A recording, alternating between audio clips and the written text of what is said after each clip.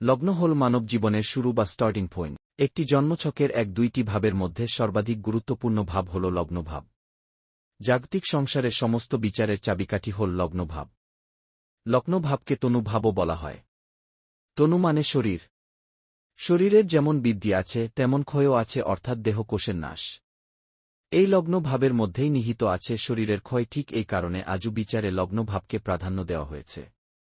লগ্ন কথার অর্থই হল লেগে থাকা, অর্থাৎ একজন জাতক জাতিকার যে কোনো বিষয়ে লেগে থাকার ক্ষমতাই হল লগ্ন। এই যে আমিটা, এই আমিটাই হল লগ্ন। আমি আছি তাই আমাকে কেন্দ্র করেই রয়েছে আমার পরিবার, পাড়া প্রতিবেশী, বন্ধুবান্ধব, আমার বাড়ি, আমার গাড়ি, প্রতিপক্ষ, আমার জীবনের বাধা, বিপত্তি, ধর্ম, কর্ম, ভাগ্য, আয়, ব্যয়, সমস্ত কিছু। যদি আমি তাই না থাকি তবে এসব কিছুই মূল্যহীন। যেমন একটি বাড়ির ভিতের উপর নির্ভর করে যে বাড়িটি কতটা মজবুত ও নিরাপদ হবে, ঠিক তেমনি লগ্নের স্ট্রেংথ এর উপর নির্ভর করে অন্যান্য ভাবগুলি কতটা কার্যকর হবে। লগ্ন শুভ ও সবল হলে জাতক জাতিকা সুস্বাস্থ্য, প্রতিষ্ঠা, প্রসিদ্ধি লাভ করে এবং উন্নতি ও সমৃদ্ধির পথে এগিয়ে যায়। লগ্ন শুভ ও দুর্বল হলে জাতক জাতিকার ইচ্ছে থাকলেও ফোকাস থাকে না।